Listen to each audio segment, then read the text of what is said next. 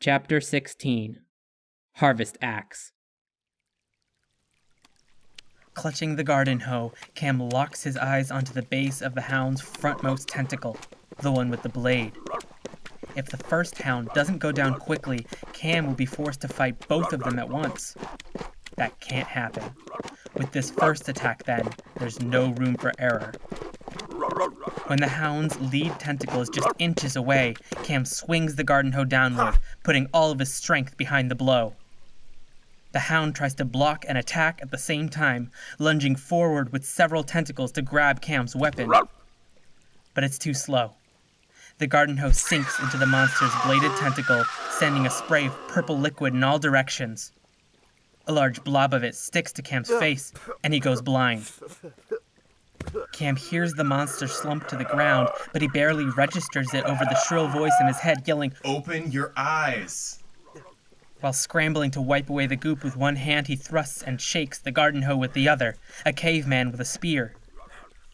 For a few awful seconds, Cam is in total darkness, cringing in anticipation of the second hound's blade. Would it slash him or stab him? Which would be worse? But then light comes back into the world, and Cam squints, searching for the hound through murky slits of vision. When Cam finds the hound, he feels a small wave of relief. It's not yet close enough to attack. If the blindness had lasted just a moment longer, Cam would have been getting knifed right now. Instead, he has the time he needs to set up another good chop with his garden hoe. He attacks the charging hound, and he misses. Cam must have misjudged the distance. The garden hoe whizzes by the hound without so much as scraping it. A desperate hop backwards saves Cam from getting caught by the hound's tentacles.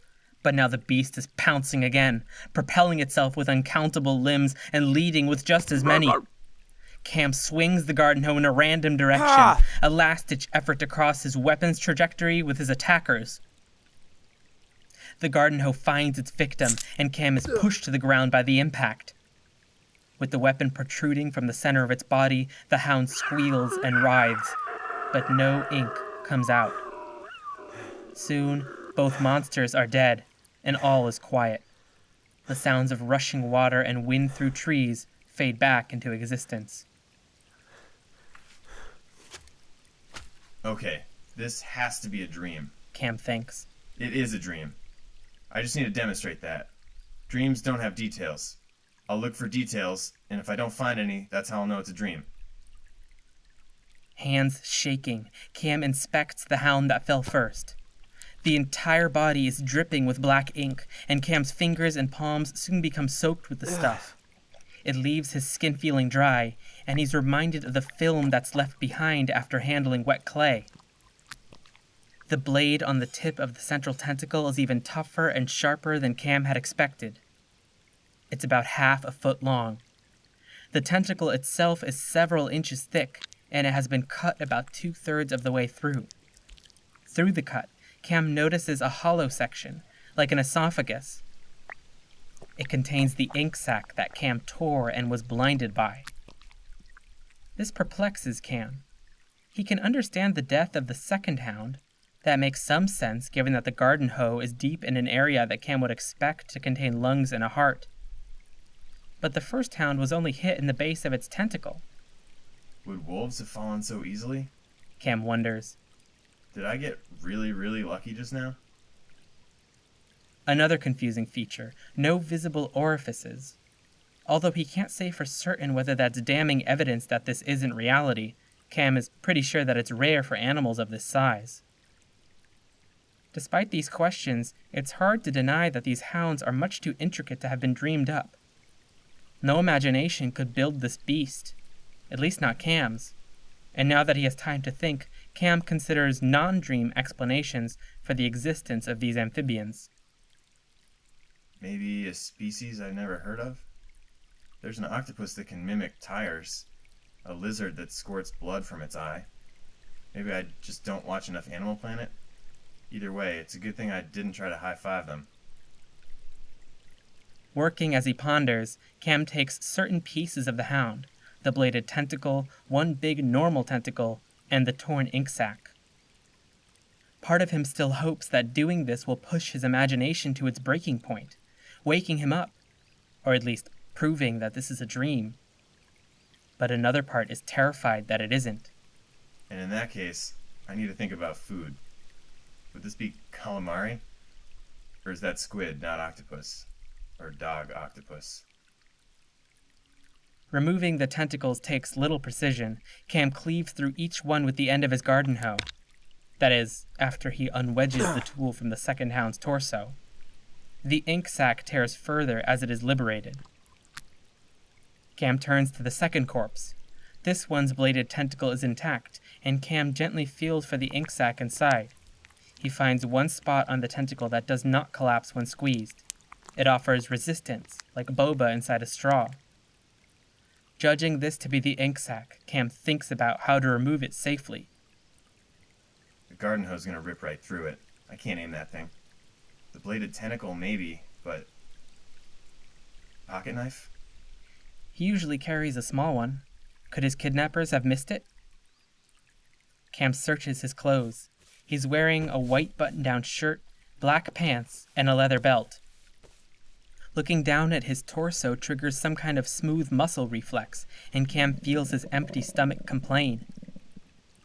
At least food doesn't look like it's gonna be a problem. Water, on the other hand. A sudden, distressing realization. If hounds guard the water in this place, he may have to kill one or more of them whenever he wants to take a drink. In other words, he'll have to do exactly what he just did.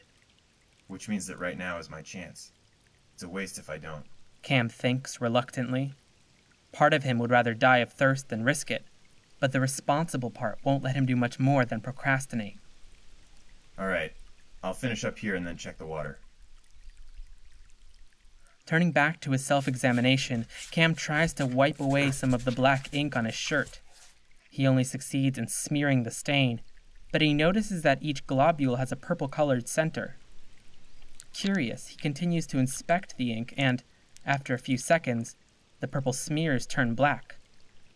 Interesting. Cam mumbles to himself. Is this just the ink? Or is it blood on me too? For comparison, Cam checks the torn ink sac. It's made of a thin, stretchy material, and it's about the size of a deflated football. This surprises Cam. It seems larger than the part of the tentacle that contained it. Reaching inside, Cam gently pokes the ink that is farthest away from the tear. When he withdraws his finger, he sees that it's already black, without any smears of purple. Cam angles the ink sac so that sunlight shines directly into it. As expected, the surface of the ink inside is black. With one finger, he scrabbles around inside, disrupting the top layer of ink. He looks again. Purple, and then black. It changes color almost instantly. What's the point of that? The question goes unanswered. Besides those items, Cam has the dozen small carrots, which could use a good wash, or at least a dusting. The meaty tentacle, which is a lot like Cam's arm, except boneless, suction-cupped, and dead. And the rusty garden hoe, which, even with its 4-foot handle, is lightweight and balanced enough to hold in one hand. For the first time, this strikes Cam as odd. Shouldn't a garden hoe be top-heavy? Maybe someone put more work into making this thing a weapon than I thought. Doing a quick 360, Cam scans around him. Nothing moves. Cam's feet are cold with moisture, and his socks and sneakers make noises when he shifts. There's almost no ink on his shoes, though, and he remembers that they were wet even before the fight. Coming up empty on the pocket knife, Cam looks at his number 2 option. The 6-inch blade of the severed lead tentacle is made of a tough, lightweight material that could be chitin. About 4 inches of soft meat extend from the blade. The entire thing has been sprayed with ink, though most of it is concentrated on the lower half. Cam experiments with his weapons, switching the garden hoe into his left hand and gripping the bladed tentacle with his right. The chitin extends a few inches into the soft area, creating a grip and handle part that suits Cam's hand nicely. With the chitin blade only, Cam kneels beside the second corpse. He decides to use a meaty tentacle as a test case, getting a feel for its texture. It's more difficult than chopping with the garden hoe, but Cam isn't willing to forfeit the learning opportunity. After finishing the cut, Cam loops both of his meaty tentacles through his belt. Then he gently lifts the ink-filled tentacle with one hand and prepares his makeshift knife with the other. After feeling for the lump inside the tentacle, he brings his knife in close. Don't explode on me now. It doesn't. After some careful slices, Cam extracts his prize. Huh. So you're smaller when you're intact. He says to the dark sphere. It's about the size of his fist, and it resists when Cam squeezes it, springy like a bouncy ball. Let's put you inside you. Cam says to the ink sac and the torn ink sac, respectively.